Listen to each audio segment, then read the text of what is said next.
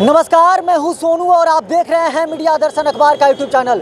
आप देख सकते हैं कि नगर आयुक्त जो यतेंद्र कुमार पाल हैं फिर एक्शन में दिखाई दे रहे हैं, इसलिए कि लगातार जिस तरह से वो उनका काम करने का तरीका है, अपने कामों के लिए लगातार वो सुर्खियों में रहते हैं और जब से आए हैं शहर को बेहतर बनाने के लिए उनके द्वारा अथक प्रयास किया जा रहा है। वह मैं दृश्य दिखाने का प्रयास कर रहा हूं कि देख सकते हैं कि मैं वीडियो के माध्यम से आप देख सकते हैं कि नगर आयुक्त एक्शन में दिखाई दे रहे हैं। हाल ही में 85 योजनाओं का टेंडर हुआ था और उस योजनाओं को जांच करने के लिए नगर आयुक्त यतेंद्र कुमार पाल सर 5 वार्डों को निरीक्षण किए थे, जहां ठेकेदारों के द्वारा गुणवत्तापूर्वक काम नहीं होने पर उस काम पर उन्होंने रोक लगा दिया है और आज जो भी मटेरियल है उसकी जांच के लिए लैब में विदा कर दिया गया है। नगर आयुक्त का कहना है कि अगर कोई भी ठेकेदार अपनी टेंडर के अनुसार काम नहीं करता है तो मैं छोड़ूंगा नहीं, कार्रवाई कर सकता हूं। वहीं आयुक्त ने बताया कि गिट्टी और सीमेंट और ईंट की शिकायत मिली थी कि ठेकेदारों के द्वारा घटिया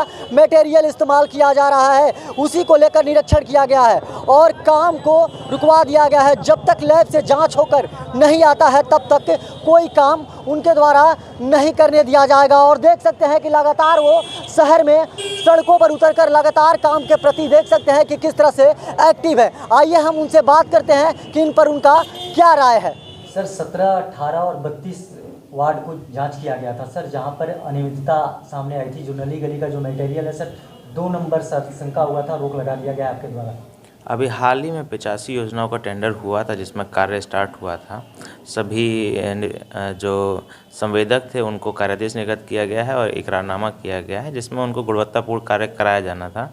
तो इसी दौरान कुछ जगह से सूचना मिली थी कि कार्य गुणवत्तापूर्ण नहीं हो रहा था, इसलिए कुछ योजनाओं का औचक निरीक्षण किया गया जिसमें वार्ड नंबर 32 में, वार्ड नंबर 17, 18 और अन्य योजनाओं का भी निरीक्षण किया गया।